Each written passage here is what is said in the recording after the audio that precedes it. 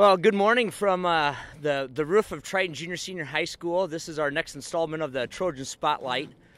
So we decided to take you on site. And today I have Devin Shively from Morris & Sons, who will be giving a description of exactly what the process is here while we're on the roof. So I'm going to turn it over to Devin because he is the expert. So all yours.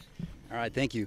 So yeah, basically we're just going in and tearing off every single layer of roof that's on here from the existing roofs in the past. There's 3 total roofs on the gym here that we're standing on right now, and it all averaged out to about 6 inches thick to get down to the deck. So that's all coming off every day. And we fill up over a 40-yard dumpster a day here with all that tear off. So there's a lot of labor involved in just the tear off. But then we get down to the clean deck, and we start building up with a tapered insulation that is engineered to funnel all the water to the drains so that we eliminate as much ponding water as possible with this new roof system. And then we're installing a membrane that we have a lot of experience with. We like it a lot, and it's going to provide the school with a 20-year warranty, and it's going to be white. It's going to be very energy efficient, and I think it's going to be a great addition to this Triton project. With the weather today as blistering cold as it is up here, I know in the past people would always say, oh, it's best to roof when it's hot. With the new technology and new materials, you know, the fact that it's probably 32 degrees up here today, how different is that working in today's environment than the way it used to be in the past? Yeah, so basically what we do every single day is we have our robot welders and induction welders that we use for this Rhino Bond system that we're installing. It's calibrated every day, multiple times a day. So we calibrate it in the morning when it's like this to make sure, and we do test welds to make sure that we're getting a good weld on all the seams. And then as it warms up throughout the day, we recalibrate, make sure our welds are still good.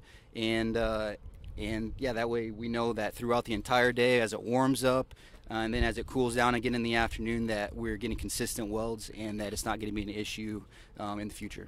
Okay. And last question I have is the immensity of this project, the thousands and thousands of square feet that we have, the fact that we're able to start now. You know, ideally our goal would be to be done by the time school is done, but as big as a project as that is, that may not necessarily be the case. Right. Can you talk a little bit about how much you can do in a day and how much weather drives that? Yeah, I mean, right now we've been very fortunate here to start out the project. We haven't had hardly any weather concerns, rain concerns, so we've been able to take off about 2,000 square feet a day. And, you know, we're making really good headway. You know, in less than about a week's time now, we've got about, I would say, just field roof, we've got 10% done. That's going to help us moving forward. Right when school gets out, regardless of where we're at, we're going to jump down to the classroom areas and try to at least get the classroom areas wiped out to eliminate all that noise and everything that's associated with all the tear off that we're doing, so that if we are still working here when school gets back in, that we're not going to be disrupting classes and let the students and teachers get back to their normal routines.